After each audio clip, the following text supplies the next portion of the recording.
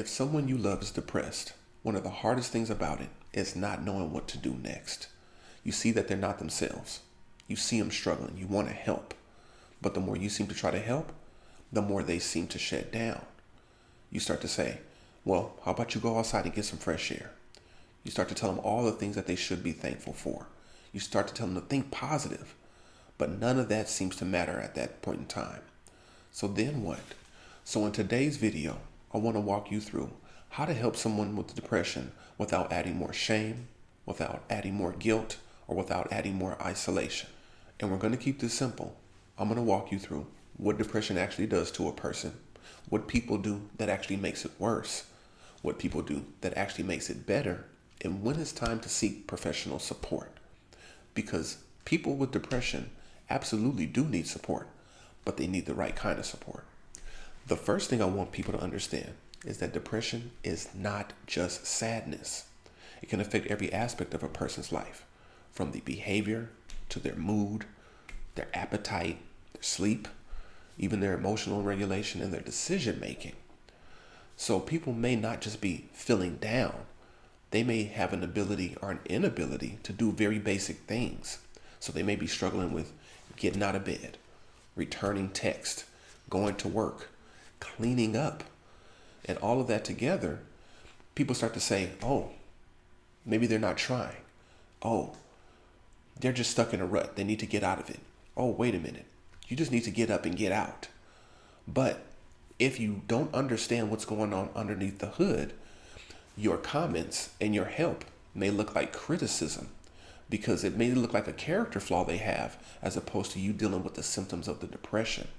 That's why it's so key to understand, so that it does not backfire when you offer support and then they look at you and shut down because what they've gotten from you is pointing and blaming instead of support and help.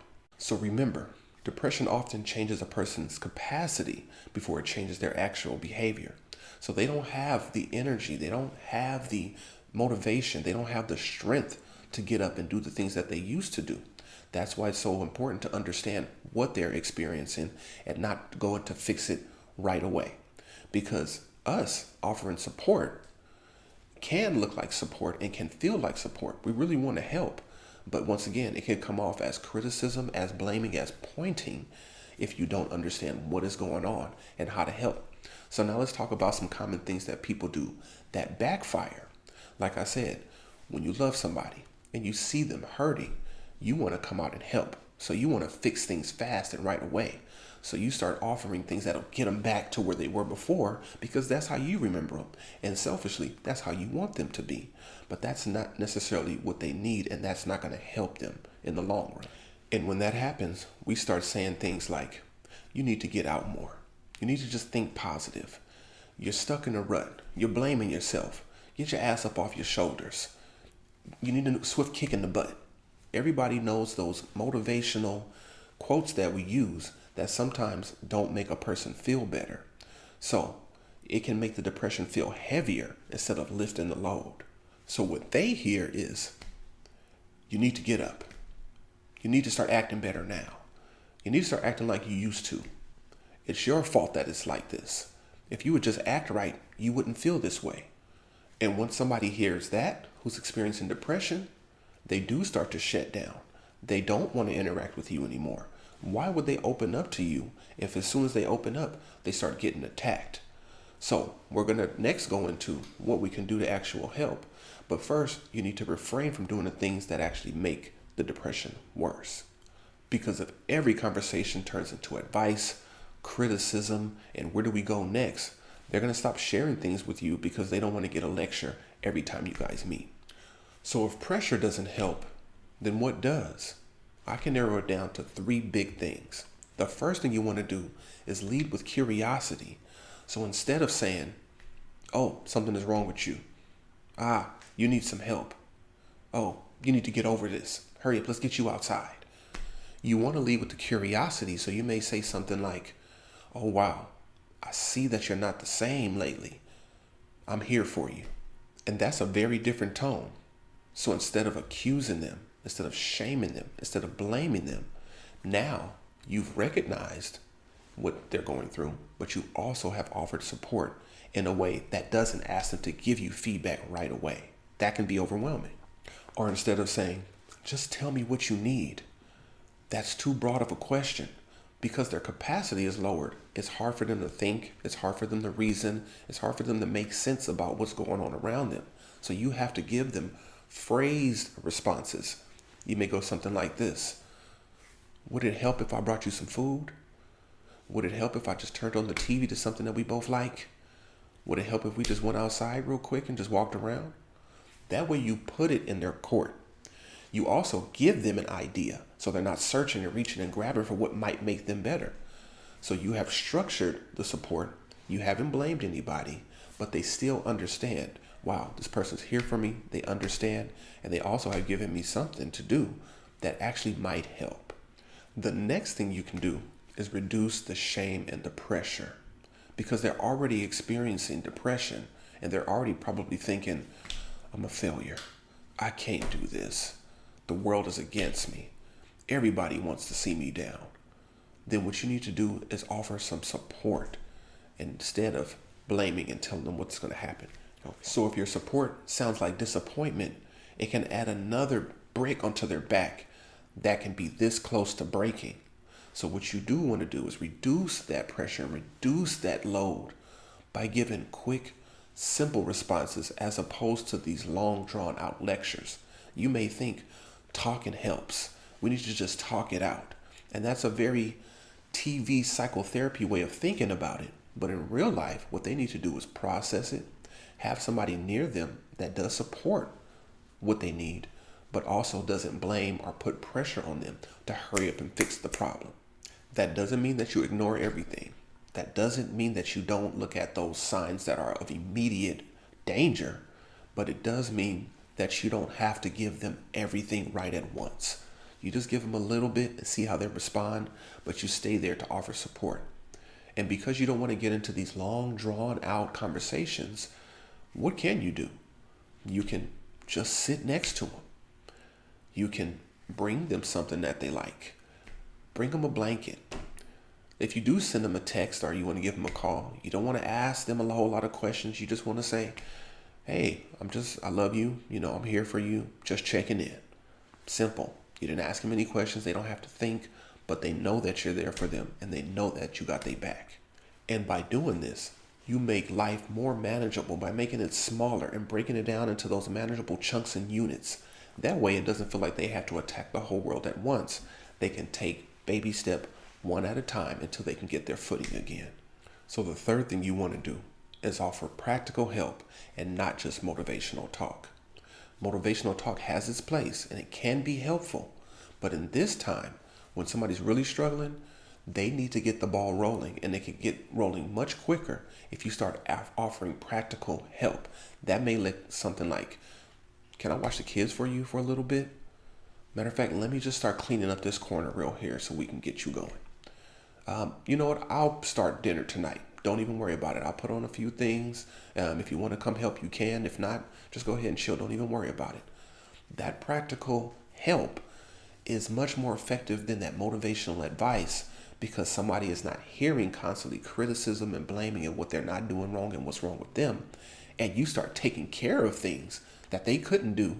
That helps the ball get rolling. That helps to give them that motivation. That helps to see, hey, this person really does care about me if they're willing to get into my dirty clothes and actually put them into the dryer or put them into the washing machine and wash them. That speaks volumes. And we all know actions speak louder than words. So this is one you can remember like that. So if actions speak louder than words, then maybe giving that practical support and that practical help will go much, much further than me giving a long drawn out speech about how they need to get over it and how they need to be strong. Now, let me quickly give you a few things that I would avoid saying. Now, I would avoid saying things like, other people got it way worse than you. That's not helpful. Or, you need to just get over this. How about you making everybody around you suffer? Everybody around you is worse. All of those things are once again placing the blame and the onus back on the person experiencing the depression. So you don't want to offer that type of advice. the criticism, the tough love type of advice, hoping that if I just jar them enough, they'll snap out of it. They're already too deep in the rut for that to work. So try the things we just talked about before that, just offering that practical help. Also, don't take their withdrawal personally. If they stop making plans with you, they cancel plans often, they stop texting back, they don't respond to your calls, they don't call you back even if you left a message, that may be something that they have to deal with. It has nothing to do with you specifically. And what you have to do is not take those type of things personally. That doesn't mean that you still can't check on them regularly. That doesn't mean that you can't send them words of encouragement or advice or even just words of support that you are there. But once again, this is about them and what they're experiencing. It's not about you. Now, here's another important piece. You do not have to become somebody's therapist in order to help them and support them. You simply have to understand what they're going through and then take those steps that we've talked about before. So when you start hearing things that are very, very serious, like, I don't want to be here anymore. I just can't do this. I can't take it. Remember, we talked about you don't want to ignore everything. And those are the things that you do not want to ignore. Whenever it seems like that somebody's going to harm themselves, they don't want to be here anymore, they just want to give up or give their things away, you take those seriously. And here's how you could approach it. You might say something to the effect of, you know what, I really care about you and I really, really want to help, but I can't do this. I'm not trained, I'm not a professional, and I would love it if you could go see somebody that's professional, that's licensed in this, that has certifications in this. As a matter of fact, I can even help you make the appointment. That's totally different from, you need some help. You see how that sounded? That will already make somebody's whole entire day crumble into little itty bitty pieces. So just that offer of encouragement, recognizing, matter of fact, that you can't do it on your own and that you do need somebody else to support you, a professional. That is the first step into actually getting them the support that they need. If you do not feel like what you're doing, what your family's doing, what the extended friends are doing is going to help. So if you remember nothing else from this video, remember this. Depression is not helped by more shame, more emotional isolation, or more blaming.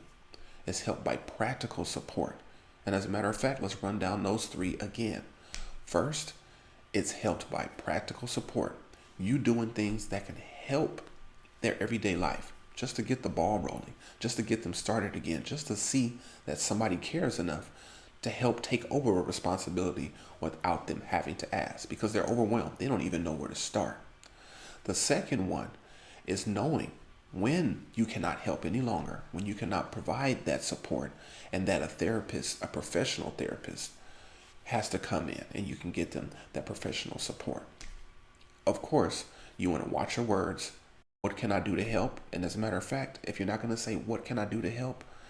Would this help? So you give them the key phrase that you need. Would me washing your car help?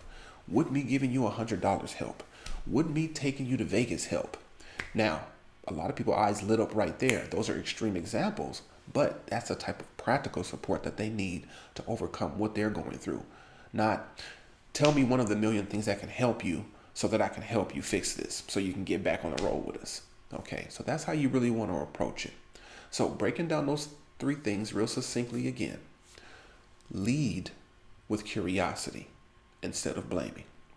The next one is make sure you are not blaming and using language that is more supportive and that you're not talking too much or lecturing too much.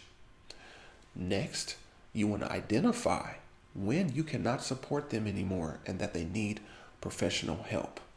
And those three things right there are how you support somebody in your capacity as a friend, as a parent, as a child, mentor with depression.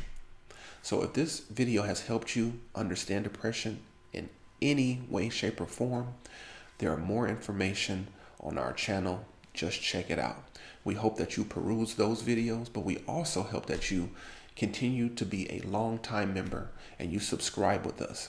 Because if you want to know more about psychology, mental health, learning, enhancing your cognitive abilities, enhancing your emotional abilities, then you've come to the right place. And there's really only one thing that you really need to do after that, and that is stay tuned.